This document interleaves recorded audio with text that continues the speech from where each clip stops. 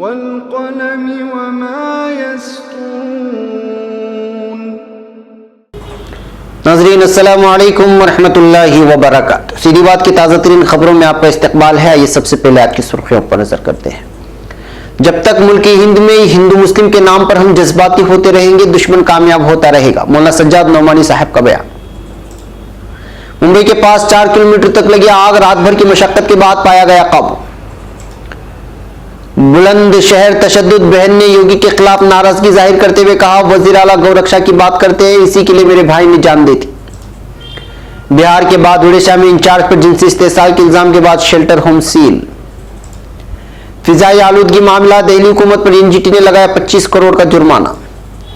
8 महीने पहले income taxes ने दी थी नीरव मोदी घोटाले की वार्निंग, नहीं शेयर की गई चार्ज रिपोर्ट। बुलंदशहर तशद्दुद एडीजे ने प्रेस कॉन्फ्रेंस में कहा, किसी बेकसूर पर नहीं होगी कार्रवाई। अब तक 4 मुलजिम गिरफ्तार, 6 टीमें कर रही है छापामारी। मुल्क के 8 अहम आईटीआई में असातिज़ा के 36% ओहदे खाली, आरटीआई का बयान। मालेगांव 2008 बम धमाका मामला, पहले ही दिन भगवा मुलजिमीन के वकला की गैर हाजिरी पर अदालत ने 2500 जुर्माना आयद किया। असुद्दीन ओवैसी का योगी आदित्यनाथ को 2 टोक जवाब, कोई भी हमें मुल्क से भगा नहीं सकता।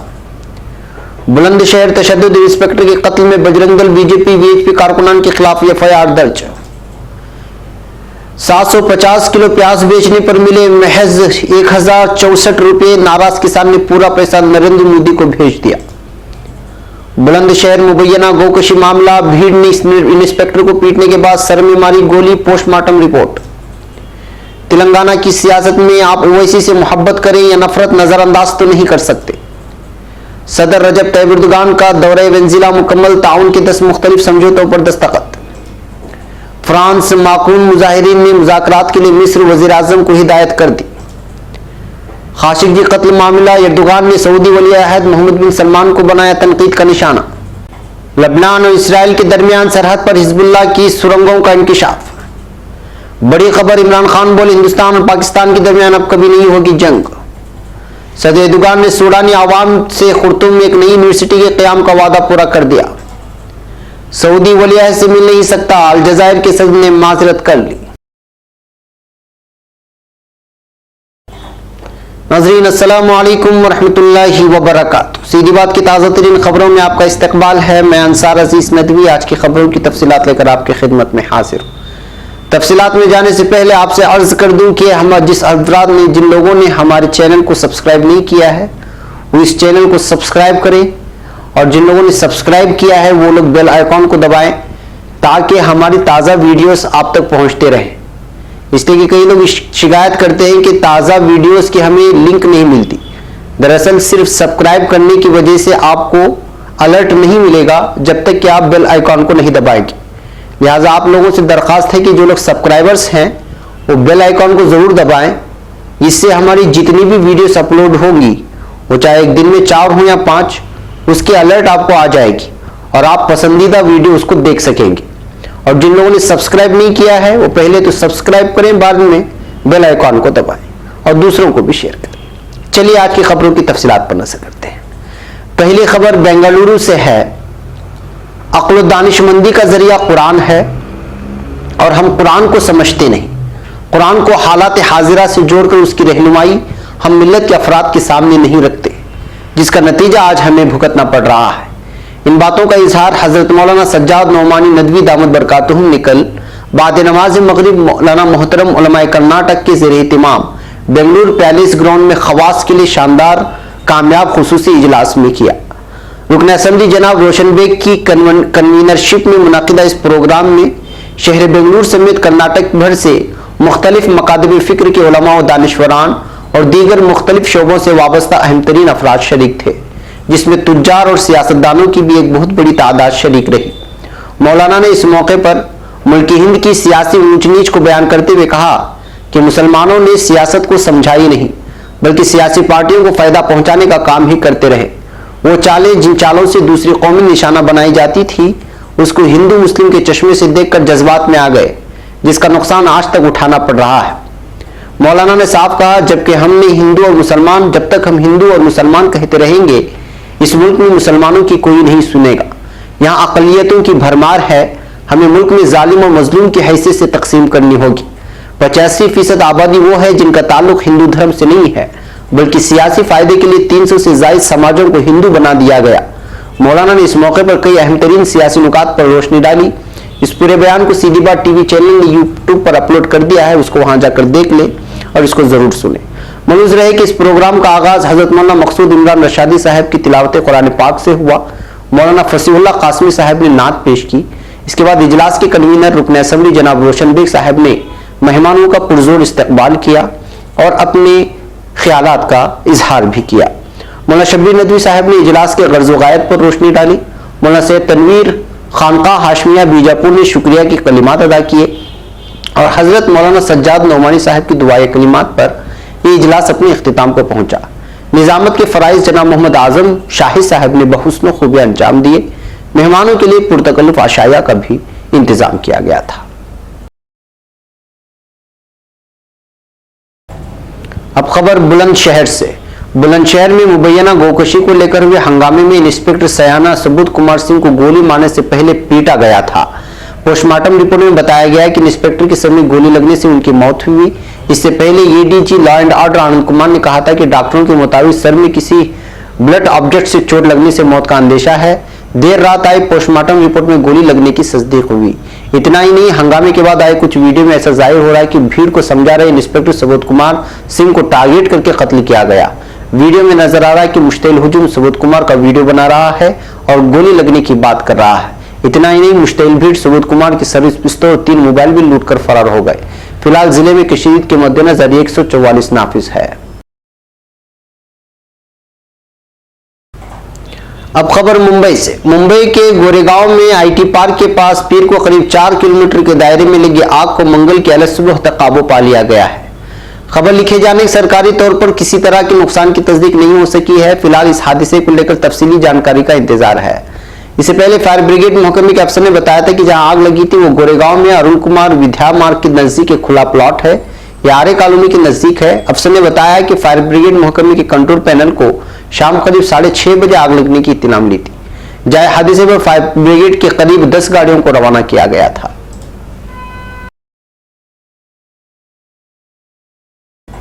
अब खबर यूपी के बुलंदशहर से। बुलंदशहर तशद्दुद में मारे गए इंस्पेक्टर सबूत कुमार सिंह के आबाई गांव के लोगों में उसे लेकर काफी नाराजगी पाई जा रही है। सबूत के अहले खाना का इल्जाम है कि एक साजिश के तहत सबूत कुमार सिंह का कत्ल कराया गया है। उनका मुतालबा है कि सबूत कुमार को शहीद का दर्जा दिया जाए। अहले खाना ने वज़ीर आला योगी आदित्यनाथ के खिलाफ नाराजगी जाहिर करते हुए कहा कि अभी तक कोई मिलने नहीं आया। मुतवफ़ा सबूत कुमार सिंह की बहन सुनीता सिंह ने वज़ीर आला योगी आदित्यनाथ पर नाराजगी जाहिर करते हुए कहा कि अभी तक कोई मिलने नहीं आया। सुनीता सिंह ने कहा, वज़ीर आला योगी आदित्यनाथ हमेशा गौ गौ गौ चिल्लाते रहते हैं, खुद आकर गौ रक्षा क्यों नहीं करते? शर्म की बात है, अफसोस है मुझे इस बात का। गौ हमारी माता है, लेकिन गाय एक जानवर है। इसी के लिए मेरे भाई ने जान दे दी। हमें पैसा नहीं चाहिए, हमारा भाई एक जानबाज अफसर था।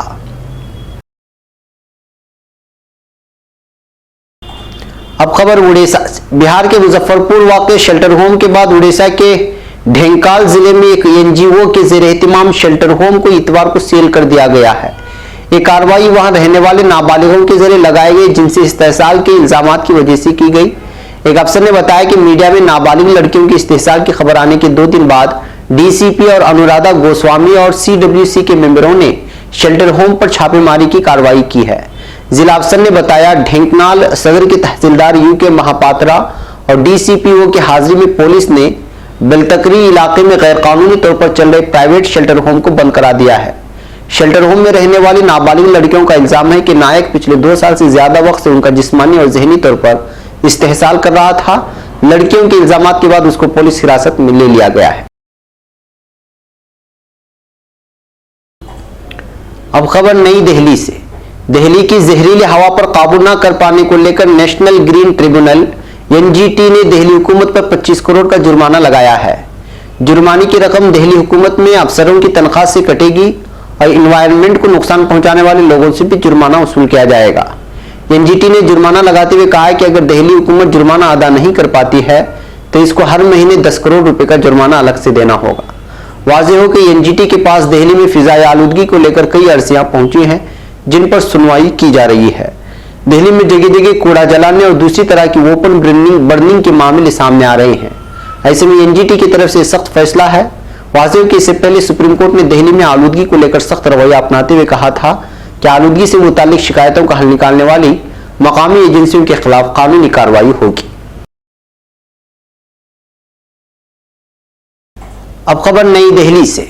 नीरव मोदी जो कि भगोड़ा है इस वक्त, पीएनबी घोटाला उजागर होने से 8 महीने पहले इनकम टैक्स जांच रिपोर्ट में मोदी के जरिए बोगस खरीद, शेयरों का भारी तजिया, रिश्तेदारों को मशकूक अदायगी और मशकूक कर्ज जैसे कई मामला उठाए गए थे। हालांकि इस बेहद जरूरी रिपोर्ट को दूसरी एजेंसियों के साथ शेयर नहीं किया गया था। इंडियन एक्सप्रेस की रिपोर्ट के मुताबिक मुल्क से फरार कारोबारी नीरव मोदी और मेहुल चोकसी के ऊपर इनकम टैक्स ने लगभग 10,000 सफ़ात की रिपोर्ट तैयार की थी और इस जांच को 8 जून 2017 को पूरा कर लिया गया था। लेकिन इस जांच रिपोर्ट को संगीन फ्रॉड से मुतालिक जांच दफ्तर SFIO, CBI, ED और DRI जैसी एजेंसियों के साथ फरवरी 2000 तक शेयर नहीं किया गया। वाज़ेह कि इस साल की फरवरी महीने में ही पंजाब नेशनल बैंक यानी PNB का घोटाला उजागर हुआ था। अब खबर नई दिल्ली से। कसीर मुकाबलाजाती एंट्रेंस एग्जाम में कामयाब होने के बाद मुल्क के 8 अहम Indian institute of technology IIT में दाखिला पाने वाले तकरीबन 67,000 स्टूडेंट्स असातिज़ा की कमी से जूझ रहे हैं। RTI के तहत इंकशाफ हुआ है कि मुल्क के उन टॉप इंजीनियरिंग इदारों में औसतन असातिज़ा की तकरीबन 36% मंजूर शुदा ओहदे खाली पड़े हुए हैं। मध्य प्रदेश के रहने वाले RTI एक कारकुन चंद्रशेखर गौर ने बताया कि उनके RTI अर्जी के जवाब में मरकजी वज़ारत इंसानी वसाइल तरक्की के आला अफसर ने उनको 26 नवंबर को भेजे खत में यह जानकारी दी है। RTI के तहत मुहैया कराए गए आदाद शुमार बताते हैं कि मुंबई, दिल्ली, गुवाहाटी, कानपुर, खड़गपुर, चेन्नई, रोडकी और वाराणसी वाक़ IIT में फिलहाल 65,824 तालिब इल्म ज़ेर तालीम हैं। इन IIT में पढ़ा रहे असातिज़ा की तादाद 4,049 है, जबकि इन फैकल्टी यानी टीचर्स की कुल 6,318 ओहदे मंजूर शुदा हैं। अब खबर मुंबई से। मालेगांव 2008 बम धमाका मामले में आज से सरकारी गवाहों की गवाही शुरू हुई है और पहले मरहले में आज बम धमाकों में जाँ बहक और जख्मी होने वालों की मेडिकल रिपोर्ट मुरतब करने वाले डॉक्टरों की गवाही अमल में आई, जिसके दौरान अदालत में डॉक्टरों ने बम धमाकों की वजह से जाँ बहक और जख्मी होने वाले शहरियान की तफसीलात पेश की है, जिसे अदालत ने अपने रिकॉर्ड पर दर्ज किया है। मुंबई में वाक़ खुसूसी NIA अदालत के जज विनोद पडालकर ने आज डॉक्टर अजीत रघुनाथ पाटिल और डॉक्टर कापसे के बयानात का इंदराज किया, जिन्होंने बितरतीब 5 महलूकीन और एक जख्मी की मेडिकल रिपोर्ट मुरतब की थी। डॉक्टर अजीत पाटिल ने अदालत को महलूकीन शेख मुश्ताक, शेख यूसुफ, फरहीन, शेख लियाकत, शेख रफीक, शेख मुस्तफ़ा और सैयद अजहर सैयद निसार की मेडिकल रिपोर्ट तैयार करने के मुतालिक सरकारी वकील अविनाश रिसाल के जरिए पूछे गए सवालों को जवाब देते हुए बताया कि जबकि डॉक्टर कापसी ने जख्मी अताउर रहमान की मेडिकल रिपोर्ट के मुतालिक अदालत को तफसीलात बताई। मुतज़क्किरा दोनों डॉक्टरों ने बताया कि बम धमाकों की वजह से ही मौत हुई और जख्म आए थे।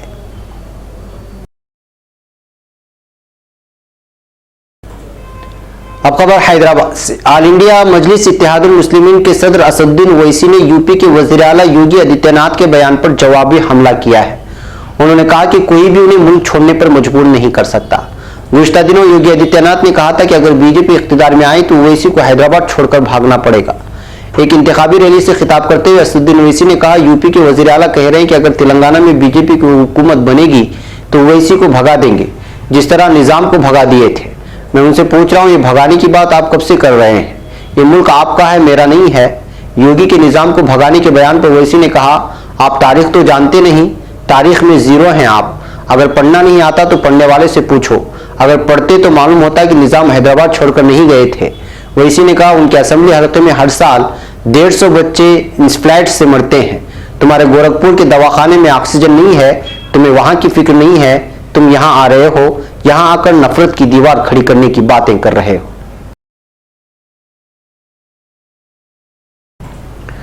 अब खबर बुलंदशहर से। बुलंदशहर की सयाना कोतवाली में तैनात इंस्पेक्टर सबूत कुमार के कत्ल के मामले में 4 मुलजिमान को गिरफ्तार कर लिया गया है, जबकि 4 अफराद को हिरासत में लिया गया। इस सिलसिले में सयाना कोतवाली के सब इंस्पेक्टर सुभाष सिंह ने ही रिपोर्ट दर्ज कराई है, जिसमें बजरंग दल के जिला कन्वीनर योगेश राज, बीजेपी युवा सेना के शहर सदर शेखर अग्रवाल और VHP कारकुन उपेंद्र राघव को भी नामजद किया गया है। इस मामले में पुलिस ने 2 अलग अलग एफआईआर दर्ज की हैं। इनमें से एक इंस्पेक्टर सबूत कुमार के कत्ल के मामले में दर्ज की गई है, जिसमें 28 अफराद को नामजद किया गया है, जबकि 60 नामालूम अफराद शामिल हैं। सबूत कुमार के कत्ल के मामले में बजरंग दल के रहनुमा योगेश राज को अहम मुलजिम बनाया गया है। कहा जा रहा है कि इसी ने सबसे पहले गोकशी की शिकायत की थी। वहीं दूसरी एफआईआर मुबैना गोकशी के मामले में दर्ज की गई, जिसमें 7 लोगों के नाम हैं। इस मामले की जांच एसआईटी और एडीजी इंटेलिजेंस कर रहे हैं। मुलजिमीन को पकड़ने के लिए पुलिस की 6 टीमों ने अब तक 22 ठिकानों पर छापामारी की है। बता दें कि बुलंदशहर के सयाना में मुबैना तौर पर गोकशी के शक में पीर के रोज काफी हंगामा हुआ था। इस दौरान पुलिस पर पथराव और गोलीबारी की गई थी। भीड़ के तशद्दुद में इंस्पेक्टर सबूत कुमार की मौत वाक़ हो गई थी। अब खबर नई दिल्ली से। महाराष्ट्र के प्याज की खेती करने वाले किसान को अपने 750 किलो प्याज महज 1.40 रुपए फी किलो के हिसाब से बेचने पड़े। इस बात को लेकर नाराज किसान ने अनोखे तरीके से अपनी मुखालिफत दर्ज कराई है। उसने प्याज बेचने के बाद मिले पैसे को वजीर-ए-आज़म नरेंद्र मोदी को भेज दिया। मामला महाराष्ट्र के नासिक जिले के निफाड तहसील का है। संजय साठे नाम के किसान को अपने 750 किलो प्याज सिर्फ 1064 रुपए में बेचने के लिए मजबूर होना पड़ा। संजय साठे इन कुछ चुनिंदा तरक्की पसंद किसानों में से एक हैं, जिनको मरकजी वजारत ज़राअत ने 2010 में अमेरिका के उस वक्त के सदर बराक ओबामा से बातचीत के लिए मुंतखब किया था। इस सीजन में साठे ने 750 किलो प्याज के पैदावार की और उसको बेचने के नफाड के थोक बाजार गए। वहां पहले तो साठे को 1 रुपए फी किलो की पेशकश की गई।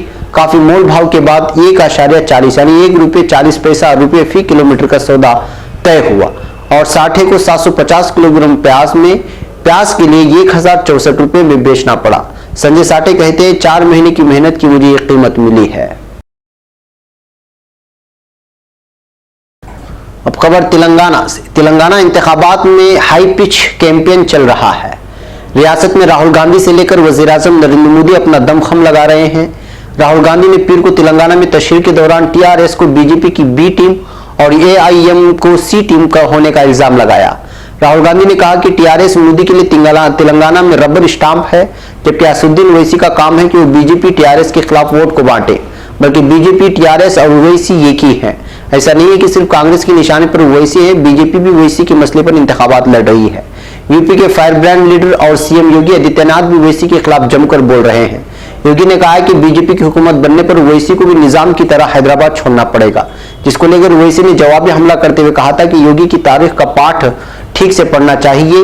ओवैसी ने योगी आदित्यनाथ को गोरखपुर की फिक्र करने की सलाह दी है। हालांकि सवाल है कि इस इंतखाबात में ओवैसी की अहमियत क्यों बढ़ रही है। हैदराबाद एमआईएम की ताकत कभी शहर से बाहर नहीं रही है। हालांकि हाल के कुछ साल में पार्टी ने खुद को बढ़ाया है। महाराष्ट्र में पार्टी ने अपनी ताकत भी बढ़ाई है। यूपी में भी पार्टी ने इंतखाबात में हिस्सा लिया, लेकिन कामयाबी नहीं मिली।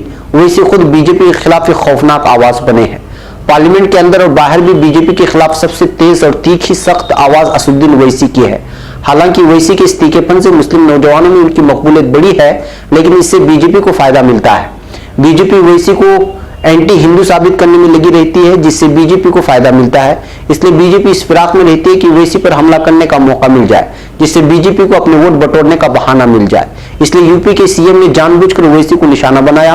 राहुल गांधी ने इल्जाम लगाया कि पर्दे के पीछे असदुद्दीन ओवैसी बीजेपी की मदद कर रहे हैं। अब खबर तुर्की से। सदर रजब तैयब एर्दोगान ने अपना वेनेजुएला का सरकारी दौरा मुकम्मल कर लिया है। वेनेजुएला में सबसे पहले साइमन बोलीवर यादगारी मजार पर हाजिरी देने वाले सदर एर्दोगान का यहां पर वेनेजुएला के नायब सदर डेल्सी रोड्रिगुस ने इस्तकबाल किया। सदर एर्दोगान ने यहां पर तुर्की के और वेनेजुएला के परचम उठाए, बच्चों के साथ यादगारी तस्वीर भी बनाई। मजार की इमारत पर वेनेजुएला सिम्फनी ऑर्केस्ट्रा की जानिब से दोनों ममालिक के कौमी तराने बजाए गए, जिसके बाद सदर एर्दोगान ने मजार पर फूलों की चादर चढ़ाई। इस यादगारी मजार के बारे में हुकाम से मालूमात हासिल करने वाले सदर एर्दोगान ने विजिटिंग बुक पर अपने तासुरात कलमबंद करते हुए लिखा है कि तुर्की के सदर होने के नाते, किसी भी तुर्क सदर का पहला दौरा होने के नाते बड़ी अहमियत का हामिल है और मेरे लिए बाइस एजाज है। उन्होंने कहा कि लातीनी अमेरिकी ममालिक के लिए आज़ादी के एजाज की हैसियत रखने वाले और वेनेजुएला के अवाम के अफसानवी लीडर साइमन बोलीवर को मैं खराज तहसीन पेश करता हूँ। उन्होंने कहा कि हमने तुर्की की दारुल-हुकूमत अंकारा में वेनेजुएला की इस रहनुमा के नाम से एक शाहरा को मंसूब कर रखा है, जो दोनों ममालिक के दरमियान दोस्ती और मोहब्बत की अलामत है। सदर एर्दोगान ने बाद में अपने हममनसब निकोलस माउरो के हमरा तुर्की वेनेजुएला बिजनेस काउंसिल के इजलास में शिरकत की। सदर एर्दोगान ने यहाँ पर खिताब करते हुए कहा कि इख्तिसादी हमले का निशाना बनने वाले एक मुल्क होने के नाते उन्हें ग्लोबल ट्रेड सिस्टम के मुतवाजी किसी नए सिस्टम की कोई गुंजाइश न होने पर अफसोस है। उन्होंने इस मौके पर माह अगस्त में वेनेजुएला के सदर पर होने वाले कातिलाना हमले की शदीद मजम्मत करते हुए कहा कि इस किस्म के कातिलाना हमलों पर लानत मलामत करते हैं। उन्होंने कहा कि वो इस बात को अच्छी तरह जानते हैं कि वेनेजुएला हमेशा ही मजलूम इंसानों की मदद करते और साथ देते चला आ रहा है। अब खबर फ्रांस से। फ्रांस में तेल की कीमतों में इजाफे के खिलाफ बदतरीन पुरतशद्दुद मुजाहिरों ने सदर इमानुएल मैक्रोन को मुज़ाकरात पर मजबूर कर दिया है। खबर के मुताबिक सदर ने वज़ीर आज़म को मुजाहिरीन से मुज़ाकरात की हिदायत की है। वज़ीर आज़म अपनी काबीना के अहम वज़रा के हमरा मुजाहिरीन के एक ग्रुप से मुलाकात करेंगे। फ्रांस में तेल की कीमतों में इजाफे के खिलाफ हंगामे फूट पड़े हैं। 2 हफ्ते से जारी मुजाहिरों में 3 शहरी हलाक और 100 से ज्यादा शहरी जख्मी हो गए, जबकि दर्जनों गाड़ियों को नजर आतिश कर दिया गया है। वाज़ेह है कि मुजाहिरीन ने पार्लियामेंट में भी दाखिल होने की कोशिश की थी। सदर मैक्रोन को अपने 18 माह की दौरे सदारत में पहली बार इतनी सख्त अवामी मुज़ाहमत का सामना करना पड़ रहा है। अब खबर सऊदी अरब से। सऊदी अरब के मकतूल सहाफ़ी जमाल खाशोगी के कत्ल के बाद तुर्की और सऊदी अरब के दरमियान कशीदगी बढ़ती जा रही है। तुर्क सदर रजब तैयब एर्दोगान ने सऊदी अरब से मुतालबा किया है कि सहाफ़ी जमाल खाशोगी के कत्ल के जिम्मेदारों को हमारे हवाले किया जाए ताकि तुर्क सरजमीन में उनका ट्रायल हो सके। खबर रसा एजेंसी AFP की रिपोर्ट के मुताबिक G20 सरबराही इजलास के बाद ब्यूनस आयर्स में सहाफ़ियों से गुफ्तगू करते हुए तैयब एर्दोगान ने कहा है कि इन अफराद का तुर्की में ट्रायल होना जरूरी है ताकि आलमी बरादरी के पास कोई सवाल है तो उसको खत्म किया जाए। रजब तैयब एर्दोगान ने कहा है कि जब किसी ने भी हुक्म दिया और उस पर तशद्दुद जुल्म पर अमल किया, उसको एक मरतबा आश्कार होना चाहिए। सहूलतकारों को वाज़ेह नहीं किया गया तो पूरी दुनिया और मुसलमान बरादरी मुतमईन नहीं होगी। तो सदर ने कहा कि सऊदी हुक्काम ने खाशोगी की लाश की मौजूदगी और खाशोगी के कत्ल के लिए आने वाले स्कॉट के सहूलतकारों की शनाख्त के हवाले से तुर्क तफ्तीशकारों से ताउन करने से इनकार किया है। उन्होंने कहा कि सऊदी शाही खानदान को इस हवाले से कोई नुकसान पहुंचाने की ख्वाहिश नहीं है, ताहम उन्होंने वली अहद मोहम्मद बिन सलमान को तनकीद का निशाना बनाया।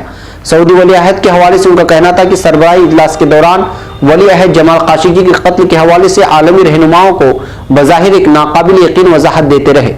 तो सदर का कहना था कि वली अहद ने आलमी रहनुमाओं से कहा है कि जब तक जुर्म साबित नहीं होता आप सऊदी अरब को मुजरिम साबित नहीं कर सकते। अब खबर फिलिस्तीन से। काबिज इस्राएली फौज ने लबनान के साथ सरहद पर हिजबुल्लाह तंजीम की जानिब से हमलों के लिए खोदी जाने वाली सुरंगों का इंकिशाफ किया है। मंगल के रोज जारी बयान में बताया गया है कि इस्राएली अराजी के अंदर की जाने वाली खोदी जाने वाली मस्कुरा सुरंगों को मुनहदिम करने के लिए इस्राएली फौज की जानिब से पीर की शब कार्रवाई की गई थी। बयान के मुताबिक इन सुरंगों की खुदाई के पीछे हिजबुल्लाह खड़ी है। इस मकसद के लिए हिजबुल्लाह को ईरान की हिमायत और माली फंडिंग हासिल रही है ताकि लबनानी मलेशिया इसराइल के खिलाफ सरगर्मियों का दायरा फैला सके। इसराइली फौज ने बताया कि शिमाली कमान के कमांडर मेजर जनरल युवाल स्ट्रेक इस अस्करी मुहिम की क़यादत कर रहे हैं। ऑपरेशन में इसराइली फौज की बड़ी नफरी शरीक है। फौजी बयान के मुताबिक सुरंगों की खुदाई इसराइल के शहरियों के लिए फौरी खतरा और इसराइली सियासत की वाज़ेह खिलाफ वर्जी है। इसी तरह हिजबुल्लाह की जानिब से संगीन खिलाफ वर्जियां अक़वाम मुत्तहिदा की करारदादों को नजरअंदाज करना है कि इस तरह के इल्जामात हिजबुल्लाह पर लगाए जा रहे हैं, जिनमें सरे फहरिस्त करारदाद 1701 है। इसराइली फौज ने बावर कराया कि वो शिमाली कमान में अपनी कुमक में इजाफा कर रही है और किसी भी पेशरफ के अंदेशे से फौज के स्टैंड हाई पोजीशन में रखा गया है। अलावा शिमाल की जानिब सिक्योरिटी वार्ड के नजदीक कई इलाकों को अस्करी जोन करार देकर बंद कर दिया गया है। अब खबर पाकिस्तान से। पाकिस्तान के वजीर आजम इमरान खान ने पीर को कहा कि पाकिस्तान हिंदुस्तान के साथ पुरअमन ताल्लुकात बनाने के लिए बेहद संजीदा है। इमरान खान ने इस्लामाबाद में न्यूज चैनलों के सहाफियों के ग्रुप को दिए इंटरव्यू में कहा कि जब तक कोई बातचीत शुरू नहीं होती तब तक कश्मीर मसले को सुलझाने की मुख्तलिफ मुतबादिल पर बहस नहीं की जा सकती। जब इनसे कश्मीर मसले को सुलझाने के फार्मूले के बारे में पूछा गया तब इमरान खान ने कहा कि इसके 2 या 3 हल हैं जिस पर चर्चा की गई है। हालांकि उन्होंने इस बारे में ज्यादा जानकारी शेयर करने से इनकार करते हुए कहा इस पर बात करना अभी काफी जल्दबाजी होगी। हिंदुस्तान के साथ किसी जंग के इम्कान को खारिज करते हुए उन्होंने कहा कि जौहरी हथियारों से ताल्लुक रखने वाले 2 मुल्क जंग नहीं कर सकते क्योंकि इसका नतीजा हमेशा खतरनाक होता है। उन्होंने कहा कि हिंदुस्तान के साथ पुरअमन ताल्लुकात बनाने के लिए पाकिस्तान काफी संजीदा है। उन्होंने मजीद कहा कि पाकिस्तान की फौज और उनकी हुकूमत भी यही चाहती है। अब खबर सूडान से। सदर रजब तैयब एर्दोगान ने सूडान में यूनिवर्सिटी के क़याम के बारे में जो वादा किया था उसे तुर्की की हेल्थ साइंस यूनिवर्सिटी की तरफ से नाइला हेल्थ सर्विस यूनिवर्सिटी के नाम से कायम करते हुए पूरा किया गया है। तुर्की की हेल्थ साइंस यूनिवर्सिटी की जानिब से जारी करदा तहरीर एलामिया में कहा गया है कि सदर एर्दोगान ने गुज़िश्ता साल यानी 24 से 25 दिसंबर 2017 को सूडान की खुर्तूम यूनिवर्सिटी में खिताब करते हुए सूडान में एक यूनिवर्सिटी कायम करने का वादा किया था। जारी करदा एलामिया में कहा गया है कि हेल्थ साइंस यूनिवर्सिटी की जानिब से Sudan Naila health service university के क़याम का इफ्तिताह सूडान के सदर उमर अल बशीर ने किया है। इफ्तिताई तकरीब से खिताब करते हुए सूडान के सदर अल बशीर ने कहा कि यूनिवर्सिटी सूडान में सेहत के शोबे में खिदमात फराहम करने के लिहाज से बड़ा अहम किरदार अदा करेगी। अब खबर अलजायर से। अलजायर के सदर अब्दुल-अजीज बोतलफेका ने शदीद जुकाम के बायस सऊदी वली-अहद मोहम्मद बिन सलमान से मुलाकात करने से माजरत जाहिर कर दी है। सदारती ज़राए के मुताबिक बोतलफेका को शदीद जुकाम की शिकायत हो गई। इसकी वजह से उन्होंने सऊदी वली-अहद से मुलाकात का प्रोग्राम मनसूख कर दिया। शहजादा सलमान ने सदर के हालात पर उनके लिए जल्द शिफायाबी की दुआ भी की है। याद रहे कि वली-अहद शहजादा मोहम्मद बिन सलमान ने मुत्तहिदा अरब इमारात, बहरैन, मिस्र और तुनीस के दौरों के बाद G20 इजलास में शिरकत की थी। नाज़रीन, ये थी आज की ताज़ा तीन खबरें। अगली ताज़ा तीन खबरों के साथ फिर आपसे मुलाकात होगी। आपको इत्तला कर दें कि मौलाना सज्जाद नौमानी साहब का एक अहम तरीन प्रोग्राम अपलोड कर दिया गया है, उसको ज़रूर देखें। और इस हफ्ते की वीकली सीधी बात भी कल शाये हो चुकी है, जो राजस्थान के इंतखाबात होने वाले असेंबली इंतखाबात के पस मंज़र में ग्राउंड रियलिटी को पेश किया गया है, उसको भी देखें, दूसरों को शेयर करें, चैनल को सब्सक्राइब करें और हमें इजाज़त दें। अस्सलामु अलैकुम वरहमतुल्लाहि वबरकातुहू।